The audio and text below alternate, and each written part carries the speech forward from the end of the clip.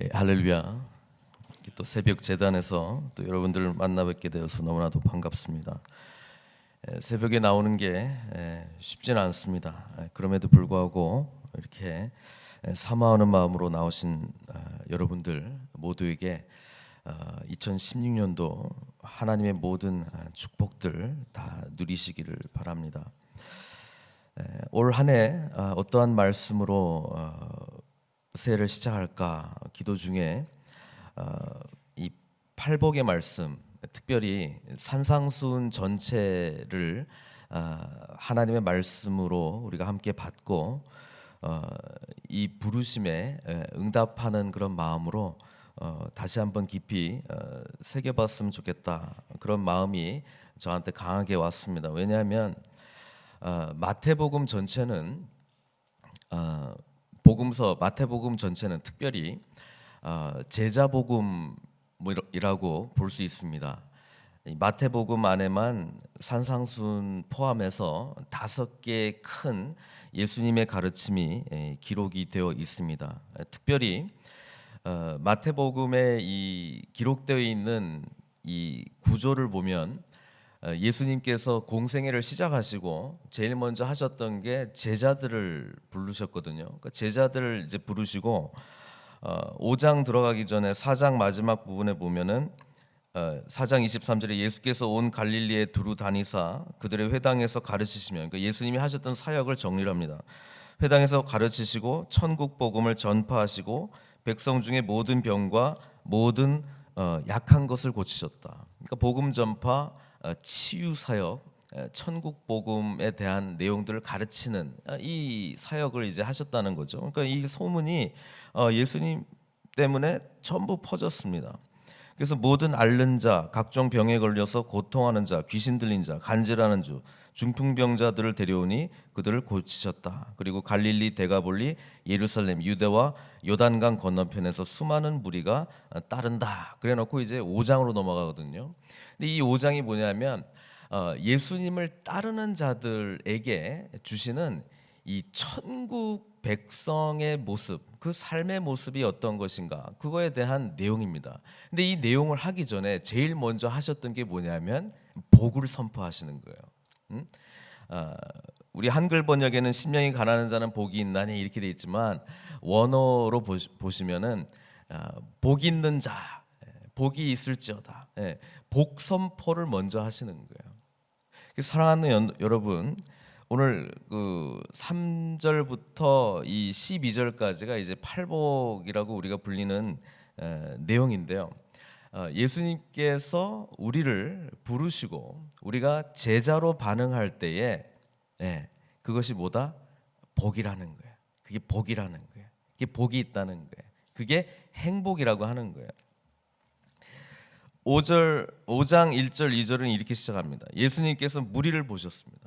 무리들이 다 예수님이 이제 치유 사역, 특별히 거기에 관심이 많아가지고 이제 막 모인 거 아니에요? 이 병 고쳐달라고, 내 고통의 문제 해결해 달라고, 막 여러 가지 많은 문제들 예수님이 해결해 주신다라고 하는 거 믿고 이제 찾아왔는데, 무리를 보시고 주님께서 산에 올라가 앉으셨어요.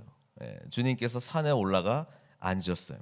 그때는 지금처럼 가르치는 이 방법이 틀립니다. 저는 서 있고 여러분들은 앉아 있는데, 그때 우리 주님께서 하셨던 거는 가르치는 분은 앉아 있고 나머지 분들이 이제 다 서 있는 거죠. 그 문화를 이제 로마가 나중에 점령을 해버린단 말이에요. 헬라 문화도 역시 스승은 앉아 있고 나머지는 다 서 있는데, 로마가 이제 그 헬라 문화를 이제 점령하고 난 다음에는 점령군이잖아요. 그러니까 점령군이 이 가르치는, 특히 헬라 문화를 이제 흡수하는 과정 속에서 이 사람들을 거의 이제 노예로 부르기 때문에 그 다음에는 이제 거꾸로 된 거예요. 배우는 사람은 앉아 있고, 왜냐하면 정복자였으니까. 그 다음에 이제 가르치는 사람은 서 있고, 뭐 이런 식으로 이렇게 돼 있는데, 어쨌든 그때 당시 이제 예수님께서는 앉아 계시고 이제 무리들이 있는데 그 무리 중에서 제자들이 나왔다. 5장 1절은 그렇게 이야기합니다. 사랑하는 성도 여러분, 이 산상수훈의 말씀, 이 팔복에서 말하고 있는 이 복을 누리는 자들은 누가 누린다고요? 제자가 누리는 겁니다. 제자는 누구입니까? 하나님의 부르심. 제가 주일날 설교했지만은 하나님의 부르심은 구원을 향한 부르심이기도 하고 우리 새로운 정체성을 향한 부르심이기도 하고 우리 존재 자체, 가치관, 새로운 목적과 방향을 주시는 것에 대한 부르심이기도 하지만 제일 중요한 부르심은 그 다음 단계죠. 뭐예요? 제자로서, 사명자로서의 부르심입니다. 따라서 하나님을 믿는다라고 하는 것은 구원받았다라고 하는 것에서 결코 끝나는 게 아니고 이제 시작이죠. 그 다음에는 이제 내가 어떻게 하나님 믿는 백성으로 살아갈 것인가, 그 다음에 부르심에 대해서 우리가 반응해야 되거든요. 올 한 해 동안에 지금 함께 고민하자라고 하는 게 바로 그겁니다. 하나님의 이 부르심에 우리가 어떻게 반응할 것인가. 근데 반응하려고 제자들이 딱 나오니까 그 반응하는 자들에게 예수님이 뭘 선포를 하셨어요? 복 선포를 했다는 거야. You are blessed. 너희들은 복 받은 자들이다. 이렇게 지금 예수님께서 먼저 말씀해주고 있다는 것입니다. 올 한 해 동안에 제자의 마음을 품고 주님께서 계신 곳을 향해서 나아가시는 저와 여러분들 되시길 바랍니다. 그럴 때에 하나님의 복이 우리에게 선포될 뿐만 아니라 그 복이 실제로 우리에게 이루어질 줄 믿습니다. 문제는 뭐냐면 복을 잘 정의를 내려야 되는 거예요. 복. 예? 우리 다 복 받기 원하는 거 아니에요? 그러니까 새해 되면 우리 인사도 새해 뭘 많이 받아요? 복 많이 받으세요. 이렇게 이야기를 하고 있습니다. 하나님께서도 우리에게 복 주시기를 원하세요. 근데 문제는 뭐냐면 하나님이 생각하는 복하고 내가 생각하는 복하고 맞아야 돼. 내가 생각하는 복이 하나님 달라 해가지고 받는 게 복이 아니고요.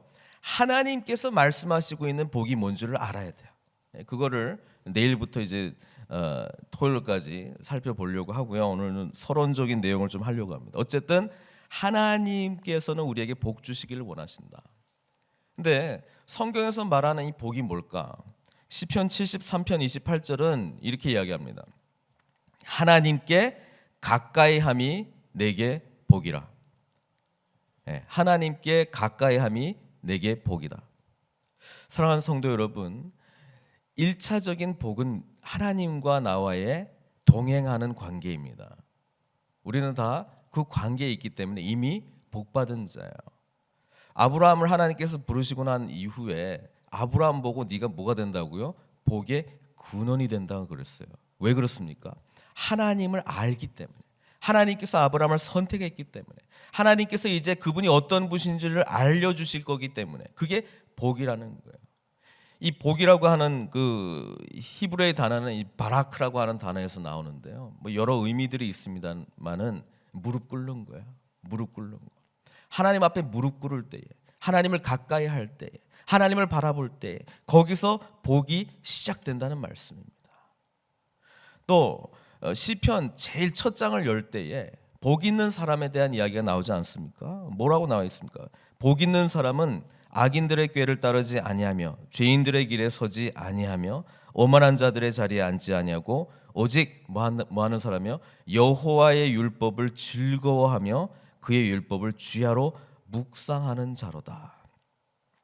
이렇게 이야기하고 있습니다. 하나님을 가까이 하는 것이 구약적인 관점에서는요, 율법을 가까이 하는 거였습니다. 율법을 가까이 하는 거였습니다. 마태는요, 예수님께서 산에 올라가셔서 가르치셨다라고 하는 거에 굉장히 중요한 관심을 가지고 있습니다. 왜 그렇습니까? 지금 4장 제자들을 부르기 이전에 3장 걸쳐가지고 어떤 일들이 있었냐면 예수님께서 광야에서 40일 동안 시험 받는 일, 그런 일들이 나타나지 않았습니까? 그게 특별한 의미를 가지고 있는 거예요. 지금 여기서 말씀을 전하시는 예수님은요, 구약의 관점에서는 뭐냐 하면은 모세, 새로운 모세를 지금 대표하고 있는 거예요. 구약에서 하나님의 말씀이 어느 산에서 선포됐습니까? 시내산입니다. 생각해 보세요. 시내산에서 모세 단 한 사람이 하나님의 음성을 듣고 하나님께서 직접 손으로 새겨주신 계명을 받잖아요. 10계명. 그리고 그 율법을 받고 그 율법을 받고 뭐예요? 백성들에게 전하는 게 이제 하나님 백성이 되는 이스라엘의 시작입니다. 그들에게 이제 하나님의 말씀이 주어졌기 때문에 하나님께서 어떠한 삶을 살기를 원하시는 것을 이 율법을 통해서 주었기 때문에 이제 이 백성은 율법 받았다고 하나님의 백성답게 저절로 사라지는 건 아니잖아요. 그렇죠? 그러나 그 언약이 시작됐기 때문에 이제 하나님 백성 나라가 시작이 된 거예요. 마찬가지로 예수님이 오셔가지고 산에 올라가셨어요. 시내산 생각해 보세요. 그때는 모세 한 사람만 만나는데 이제는 누가 만날 수 있어요? 제자들이 만날 수 있습니다. 이게 얼마나 큰 은혜인지 모릅니다. 지금 우리가 사는 시대는요, 하나님께서 모세 한 사람만 올라와 이게 아니고요, 제자 되기를 원하는 자, 예수님을 따라가기를 원하는 자 누구든지 무리들 중에서 나와서 주님의 음성 듣기를 사모하고 하나님을 가까이 하겠다라고 사모하고 주님의 율법을 주야로 묵상하겠다고 하나님의 말씀을 듣겠다라고 하는 자들은 뭐예요? 다 제자, 주님의 새로운 시대에 하나님 나라의 백성이 될 수 있다는 것을 지금 말씀해 주고 있는 거예요. 더 놀라운 거는 구약에서는 시내산에서 하나님께서 모세를 통해서 이 돌판에 새겨진 율법, 십계명, 그 다음에 이 계명들을 주셨는데 우리 예수님이 누구십니까? 요한복음 1장에 보면은 성육신하신 하나님의 아들, 하나님의 말씀 아닙니까? 태초에 말씀이 계시니라. 이 말씀이 하나님과 함께 하셨으니 이 말씀이 곧 하나님이시라. 요한복음 그렇게 말하잖아요. 그리고 이 말씀이 육신이 되어서 우리 가운데 거하시는 거예요. 근데 이분이 지금 산에 올라가셨어요. 성육신하신 하나님의 말씀 앞에 제자들이 이제 나아갈 수 있다는, 우리에게 하나님께 나아갈 수 있는 은혜가 주어졌다라고 하는 것입니다. 사랑하는 성도 여러분, 이것이 얼마나 큰 축복인 줄 모릅니다. 이것이 얼마나 큰 축복인 줄 모릅니다. 우리는 하나님께 나아갈 수 있는 은혜가 주어졌다는 거예요. 그게 가장 중요한 복입니다. 예수님께서 여기에서 지금 팔복의 내용으로 시작됐다는 것은 마치 아브라함을 부르셔서 그에게 너에게 이제 복의 근원이 될 것이다 라고 하는 그 선포와 함께 우리 또한 제자로서의 마음을 갖고 천국을 소망하는 마음을 갖고 주님 아니면 안 됩니다라고 하는 그 믿음 갖고 주님의 거룩하신 말씀 앞에 무릎 꿇기 시작할 때 거기에 진정한 복이 시작된다는 것을 지금 말씀해주고 있습니다. 이제 팔복의 전체적인 내용에 대해서 좀 보려고 합니다. 학자들이 이 산상수훈의 내용을 가지고 얼마나 깊게 연구했는지 몰라요. 팔복 쭉 읽어가면 1차적으로 사모하고 싶은 복이에요? 아니에요? 아니, 복 준다 그래가지고 제자 되면 복 준다 그래고 예수 믿으면 복 받아야 되는데 내가 딱 들어가는데 처음부터 시작하는 게 뭐예요? 심령이 가난한 자는, 그 다음에 아유 뭐 그럴 수도 있겠지, 그 다음에 애통하는 자는, 그 다음에 뭐예요? 온유한 자는, 의에 줄이고 목마른 자는.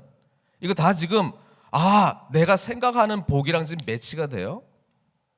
우리 지금 그거 원하고 있어요? 여러분의 가슴 속에 지금 가지고 있는 기도의 제목들이 지금 이거 품고 나 이 복 받고 싶어요 라고 지금 나가고 있어요? 아니라는 거예요. 말은 멋있어요. 너무 멋있어가지고 뭐 가정들 가면은 이렇게 액자에 잘 만들어 놓기도 하고요. 뭐 암송대회 할 때 참 외우기도 좋은 말씀이에요. 근데 진짜 냉정하게 생각해 보면 이게 내가 지금 받고 싶은 복인지 한번 생각해 봐야 된다는 거예요. 어찌 보면 10계명보다 산상수훈의 말씀이 더 중요합니다. 왜? 이것은 새로운 모세, 예수 그리스도께서 하나님의 진짜 천국이 무엇인지를 알고 그 천국 백성답게 살아가는 내용이 뭔지를 5장, 6장, 7장에 걸쳐 다 이야기를 했어요. 문제는 이거를 심각하게 이렇게 살아가려고 노력해야지 아무리 결심해도 여기에 도달할 수 없다는 절망감이 우리에게 있다는 거예요. 그러니까 이 괴리가 있어요. 하나님께서 말씀하신 복과 내가 생각하고 있는 복과 일단 괴리가 있고요. 두 번째는 좋아, 제자가 됐기 때문에 심령이 가난해져야지, 아이고 애통해야지, 온유해져야지, 의에 줄이고 목말라 해야지 라고 아무리 결심을 해도 주님께서 원하시는 단계에는 내가 도달할 수 없다는 거예요. 그게 하나 이 딜레마입니다. 그 딜레마를 이제 한 절씩 해 나가면서 이제 풀어 나가려고 그럽니다. 어떻게 하는 건지. 근데 이걸 아셔야 돼요. 율법도 마찬가지인데요. 율법도 앞으로 사실은 이제 산상수훈의 이 말씀을 주시기 위하여 사실 율법이 주어졌다고도 볼 수 있는데요. 율법이 주어진 이유는 뭡니까? 그거 유대인들은 그걸 지키면 하나님 앞에 의로운 자가 된다고 생각했어요. 근데 사실은 바울은 율법의 기능은 우리로 하여금 절대로 하나님이 원하시는 이 율법의 기준에 도달할 수 없다, 그걸 깨닫게 하는 게 율법의 기능이라고 말씀하고 있습니다. 율법은 우리가 도저히 도달할 수 없다. 산상수훈의 이 말씀도 우리가 도저히 도달할 수 없다. 왜? 모세가 말한 기준보다 한 4배, 5배, 10배나 더 어렵거든요. 주님의 기준은요. 율법을 잘 지키고 있었다고 생각하는 사람들의 기준보다 지금 10배나 훨씬 더 어려운 기준이에요. 그러니까 못한다라고 하는 걸 가르쳐주고 싶은 거예요. 못하기 때문에 누가 필요합니까? 주님이 필요한 거예요. 못하기 때문에 뭐가 필요한 겁니까? 성령의 능력이 필요한 거예요. 못하기 때문에 뭐가 필요합니까? 나는 못합니다. 이거를 인정하는 사람들이 사실은 가능성 있는 사람이에요. 그게 중요한 지금 팔복 시작과 함께 주어지는 우리에게 도전이고요. 율법은 그래서 죄를 깨닫게 해주고 예수님이 필요하다고 알려준 다음에 예수님 앞에 나아가면 예수님이 다시 우리를 율법으로 인도하세요. 그러니까 예수님께서 마태복음 보시면은 내가 율법을 폐하러 온 게 아니다. 너희들이 율법 앞에서 아무리 해도 할 수 없다는 것을 인정하고 나한테 오라는 거예요. 그 다음에 다시 데리고 오세요. 너 못한다는 거 아는 건 중요한데 이제는 어떻게 할 거냐면 성령의 인도하심 속에서 내가 너를 도와줘서 이 율법을 완성시켜 줄 거야. 같이 하는 거야. 그 이야기를 해주는 거예요. 그 마음의 태도가 우리한테 필요하다라고 하는 것입니다. 이 팔복이 어떤 분들은 9복 아니냐, 복이 9개 아니냐 이렇게 주장하는 분들도 있어요. 왜냐하면 11절에 보면 나로 말미암아 너희를 욕하고 박해하고 거짓으로 너희를 거슬러 모든 악한 말을 할 때에는 너에게 뭐가 있어요? 복이 있나니. 복이 있나니 또 있잖아요. 그러니까 이거 9복 아니냐 뭐 이렇게 생각하시는 분들이 있습니다. 그러나 3절부터 10절까지는 이 2인칭이 아니고 3인칭으로 표현되었거든요. 심령이 가난한 자. 네가 심령이 가난하다는 게 아니고 그냥 일반적으로 심령이 가난한 자. 그렇지만 이제 11절에는 너희에게 복이 있나니 아주 지칭을 했습니다. 그래서 구별이 있다. 뭐 이렇게 보기도 하고. 또 하나는 뭐냐면 지금 이 팔복이 현재를 말하는 거냐 미래를 말하는 거냐. 지금 제자들이 현재 이렇게 살기를 지금 하나님께서 원하시는 거냐 아니면 앞으로 그렇게 될 거라는 거를 이야기하는 거냐. 3절하고 10절은요 천국이 그들의 것이다라고 하는 것은 지금 현재입니다. 지금 현재 천국이 그들에게 임했다라고 하는 현재인데요, 나머지 애통하는 자 온유한 자 그들이 위로를 받을 것이라고 하는 거는 거의 미래형으로 지금 적혀 있습니다.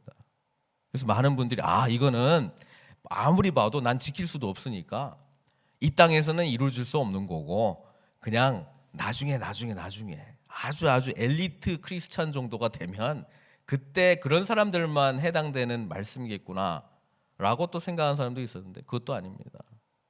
오늘 우리를 위한 말씀이고요, 현재이기도 하고 미래이기도 합니다. 현재이기도 하고 미래이기도 합니다. 그렇기 때문에 날마다 그리스도의 십자가를 우리가 의지할 수밖에 없다는 것입니다. 오늘 서론적인 이야기를 제가 말씀드렸는데 한 가지만 가지고 돌아가셨으면 좋겠습니다. 이 내용을 정확하게 알든 모르든 지금 산 위에 올라가 앉아 있는 무리들 중에 제자들이 나왔습니다. 제자들이 자격이 있어서 온 게 아니에요. 예수님께서 부르셨는데 그들에게는 뭔지 모르겠지만 예수님을 신뢰하는 믿음 때문에 그냥 나왔어요.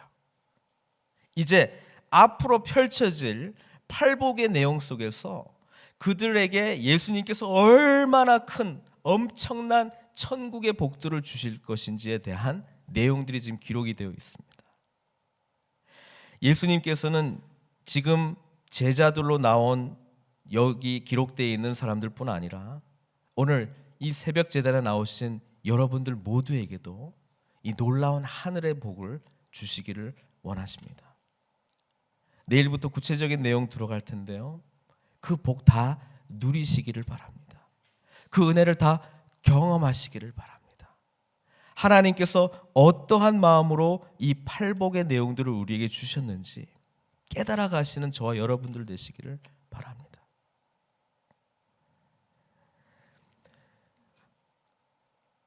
저는 이 산상순의 말씀이 저와 여러분 평생에 깊이 고민하면서 그리스도께 나아가는 말씀이 되기를 소망합니다. 이 말씀대로 살아가는 사람들을 세상이 보지 못하기 때문에 교회가 욕먹는 거예요. 이 말씀대로 살아갈 수 있는 사람이 없는데 있어야 돼요. 왜? 성령이 역사하시면 있어야 돼요. 그리스도께서 진정으로 십자가의 은혜 속에서 우리를 구원해 주셨으면 있어야 되는 거예요. 근데 이것이 나타나지 않는 거에 대해서 사실 두 번째 팔복 내용 중에 애통하는 마음이 있어야 돼요. 그 부분에 대해서는 내일 조금 더 자세히 보도록 하겠습니다. 어쨌든 한 가지, 주님 앞에 제자의 마음을 품고 나온 자들 복이 있다는 거예요. 그 내가 생각하는 복이 아닐지 모르겠지만 하나님의 복은 우리가 생각하는 것 상상 이상으로 더 엄청난 복이에요. 그 복을 다 받아 누리셨으면 좋겠습니다. 그 소망함으로 이번 한 주 또 올 한 해를 시작했으면 좋겠습니다. 그것이 부르심에 응답하는 교회가 마땅히 나아가야 될 길일 줄로 믿습니다. 이번 한 주 동안 3절부터 12절까지 적어도 10절까지 암송하셨으면 좋겠어요. 그래서 날마다 묵상하셨으면 좋겠어요. 날마다 이 말씀의 복을 받으시는 저 여러분 되셨으면 좋겠습니다. 거기를 향해서 함께 나아가시기를 소망하면서 오늘 말씀 맺도록 하겠습니다.